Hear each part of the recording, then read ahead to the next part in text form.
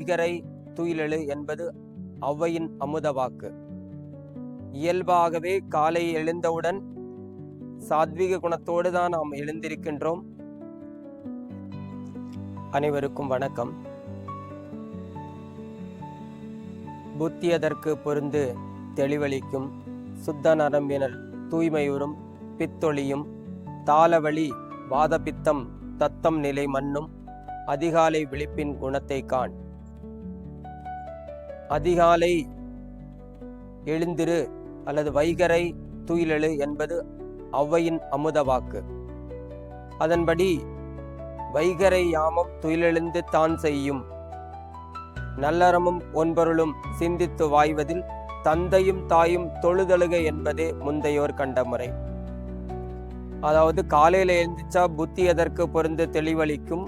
புத்தி ரொம்ப தெளிவாக வேலை செய்யும், மனம் அமைதியாக இருக்கும், இயற்கை நமக்கு உதவி செய்யும். அதாவது சாத்விக குணம் காலையில் இருக்கும் என்ற அந்த முக்குணங்களில் ஒன்று சாத்விக குணம். அந்த சாத்விக குணம் காலையிலே அனைவருள்ளும் அது குடிகொண்டிருக்கும். இயல்பாகவே காலை எழுந்தவுடன் சாத்விக குணத்தோடு தான் நாம் எழுந்திருக்கின்றோம். சாத்விக குணம் என்பது ரிஷிகளுக்கும் ஞானிகளுக்கும் யோகிகளுக்கும் இருக்கக்கூடிய அந்த ஒரு குணமானது சாத்விக குணம்.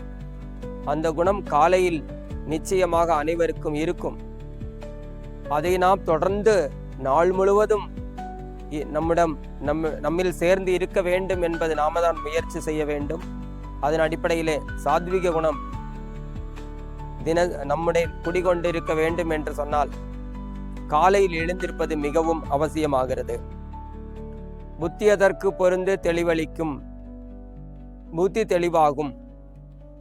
சுத்த நரம்பின தூய்மையுறும், நம்முடைய இரத்த நரம்புகள் மிகவும் சுத்தமாகவும் சுறுசுறுப்பாகவும் இயங்கும்.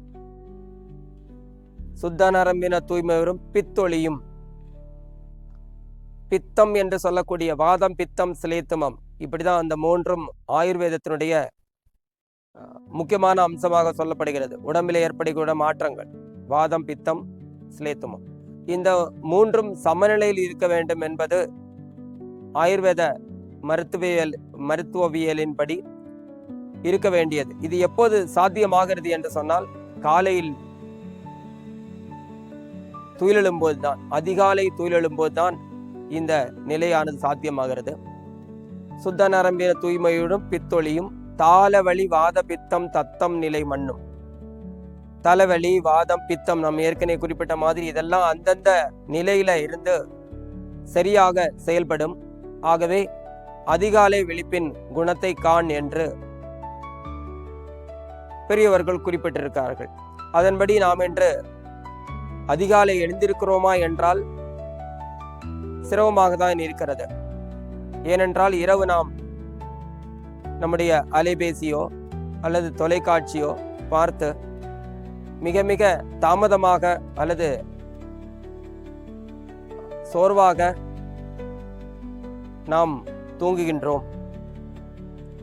அதல்லாமல் சீக்கிரமாக தூங்கி சீக்கிரமாக எழுந்திருக்கிறது நம் நாட்டுடைய பண்பாகவும் நம்முடைய முன்னோருடைய பழக்க வழக்கங்களாகவும் இருந்து வந்தது. அதை நாம் தொடர்ந்து காப்பாற்றுவோம்.